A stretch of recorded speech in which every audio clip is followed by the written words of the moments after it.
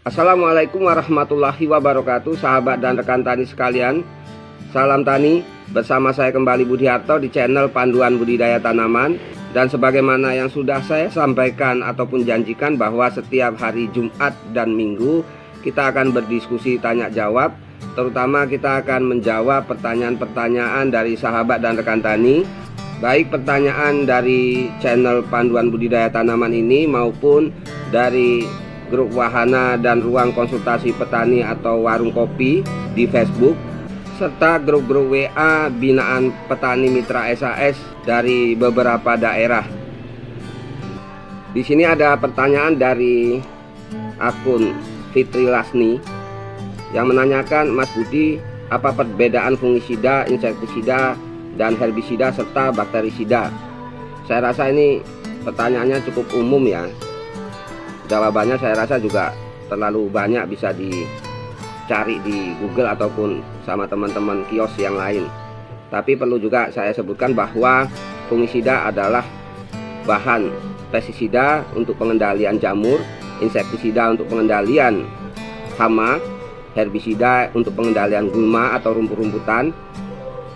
Kemudian bakterisida itu adalah bahan pestisida untuk mengendalikan bakteri.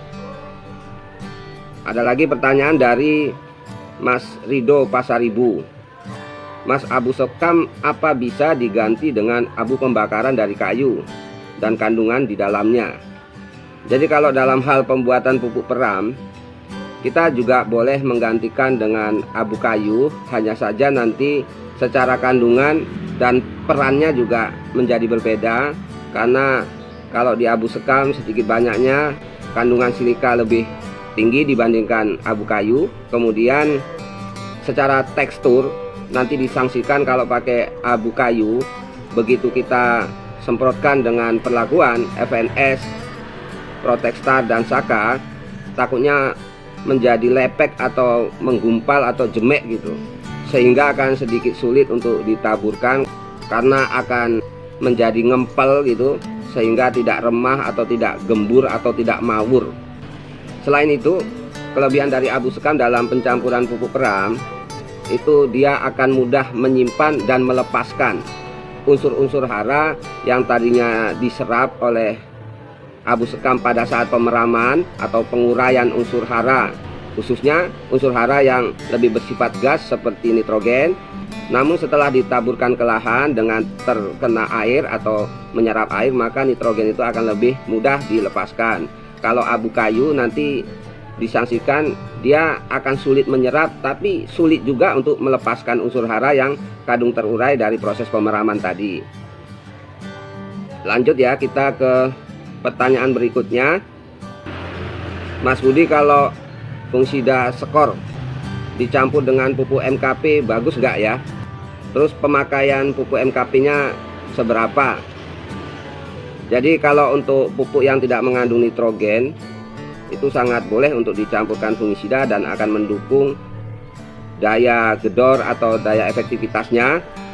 Tapi yang lebih saya sarankan, pencampuran fungisida itu berbarengan dengan nutrisi yang mengandung sulfur atau belerang, magnesium dan kalsium, karena bisa saling mendukung efektivitasnya antara satu sama lain, sehingga pengendalian jamur yang kita lakukan akan lebih meningkat efektivitasnya, sehingga akan saling beriringan sejalan antara nutrisi dengan fungisida agar tidak terjadi antagonisme baik secara pelarutan maupun ketersediaan serta efektivitas dari tujuan pengendalian kita. Kita lanjutkan ke pertanyaan berikutnya. Ini dari Caira Adonia. Mas Budi, apakah kalsit sama dengan Petrokes? Kalau saya melihatnya mirip-mirip ya, karena kandungan kalsiumnya lebih tinggi di Petrokes dibandingkan kandungan hara yang lain. Selanjutnya dari Komsiah, apakah pemeraman FNS dengan MKP bisa meningkatkan hasil buah jagung? Kalau ini saya rasa tidak meningkatkan hasil buah, karena yang diharapkan nanti dengan pemeraman MKP akan lebih cenderung pada proses perangsangan awal generatif atau pembungaan. Namun kalau untuk meningkatkan kuantitas buah baik bobot maupun ukuran, tanaman lebih membutuhkan kalium nitrat Atau kalau dari SAS yang sudah teruji dan alhamdulillah bagus, itu pakai Dogstar Green yang bisa meningkatkan kuantitas baik bobot maupun ukuran buah. Kita lanjut ke pertanyaan berikutnya dari Amrizal di Sumbar. Mas, penyebab buah padi kosong atau hampa apa ya? Kalau pertanyaan seperti ini jawabannya bisa banyak. Yang pertama, gagal serbuk. Yang kedua, penyemprotan bahan-bahan pestisida IC pada saat penyerbukan. Dan yang ketiga, adanya hujan di pagi hari pada saat-saat tanaman padi kita sedang aktif-aktifnya melakukan penyerbukan. Kemudian bisa disebabkan oleh over nitrogen pada saat primordia atau pada saat proses awal pembentukan bunga, sehingga pembentukan sel-sel kelamin jantan betina baik di serbu sari maupun putih menjadi tidak sempurna, yang juga mengakibatkan kegagalan dalam penyerbukan. Lanjut ke pertanyaan berikutnya dari Rizkyanto. Pak Budi, kalau untuk tanaman buah yang perbanyakannya dengan sistem sambung batang bawah, apakah berpengaruh terhadap rasa atau bentuk buahnya?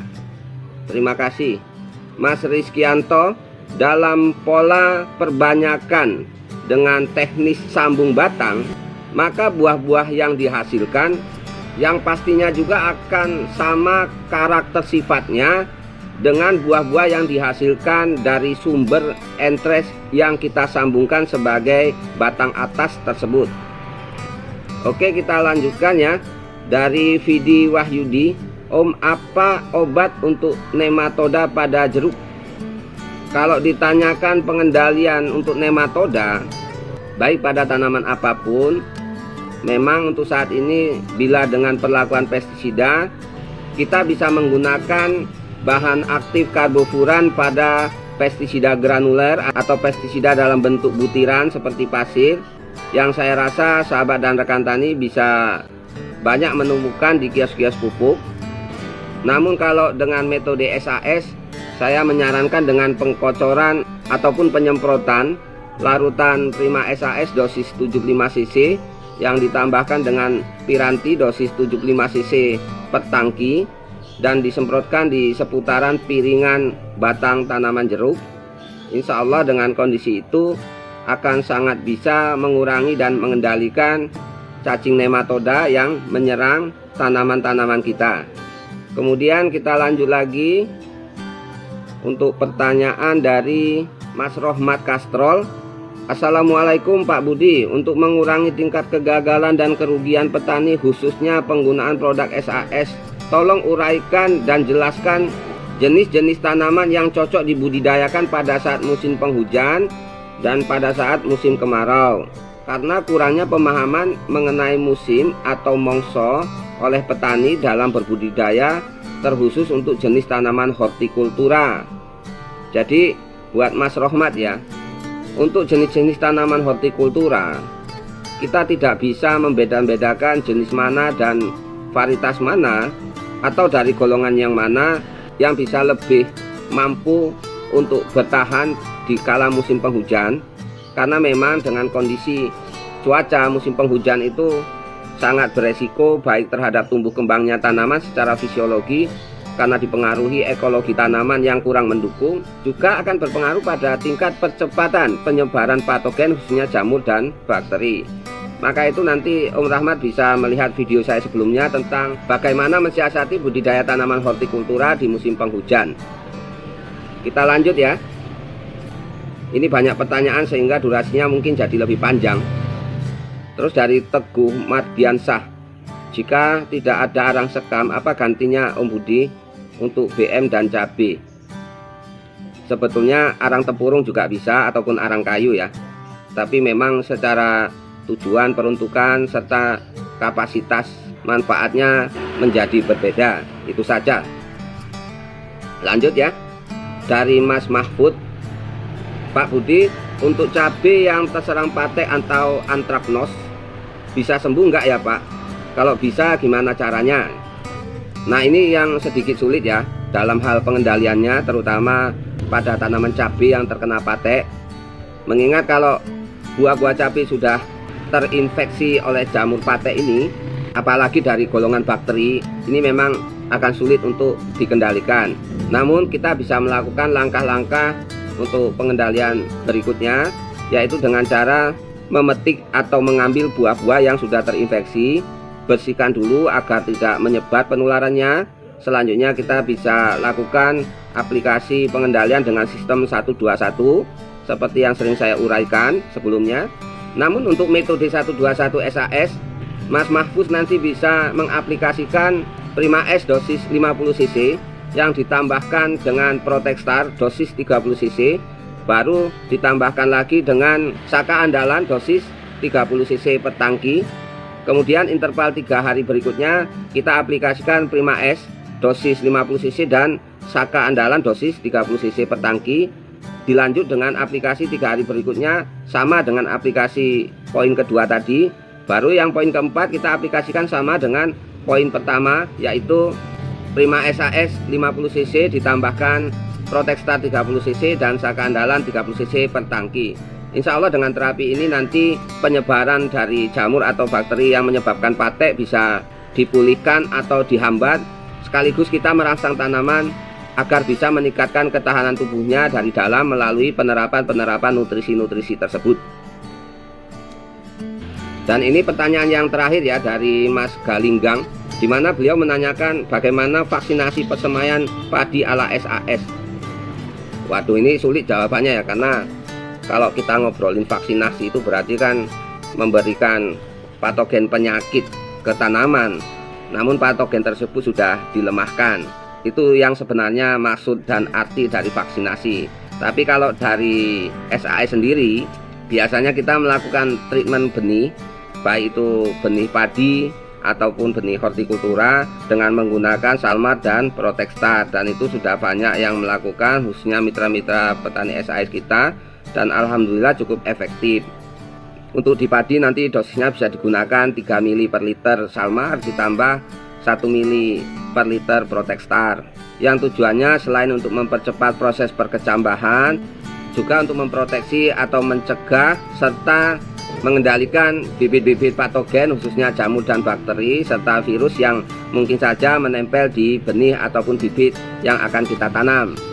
Dan perlakuan itu dilakukan dengan cara perendaman benih atau bibit tadi selama setengah jam atau 30 menit sebelum benih ataupun bibit tadi diperam. Sementara itu dulu ya sahabat dan rekan tani, diskusi kita hari ini, tepatnya edisi Minggu.